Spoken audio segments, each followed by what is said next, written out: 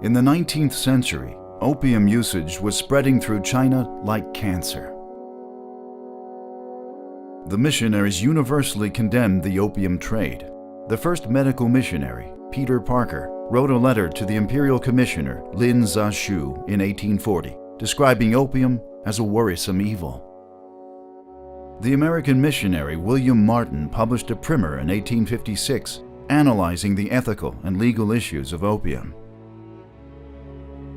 Sinologist James Legge warned the British government, "Cease to do evil and learn to do well." Hudson Taylor said, "I am profoundly convinced that the opium traffic is doing more evil in China in a week than missions are doing good in a year." In 1874, missionaries formed the Anglo-Oriental Society for the Suppression of the Opium Trade, whose primary function was lobbying the British government to cease its involvement in the opium trade. Hampton DuBose circulated a petition signed by over 1,000 missionaries in China to present to the Emperor, as well as British and American governments. They received the support of the American Congress and the International Opium Commission.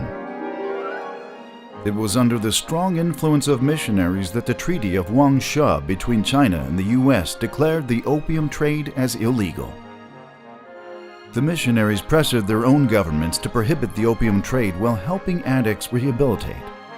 In 1871, these missionaries established the first rehabilitation center in Hangzhou. By the early 20th century, there were more than 100 such centers across the country.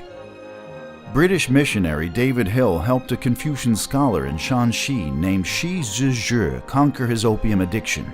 In response, Shi took on a new name, Shi Shengmo, meaning conqueror of demons, and established rehabilitation centers called Heavenly Invitation Offices.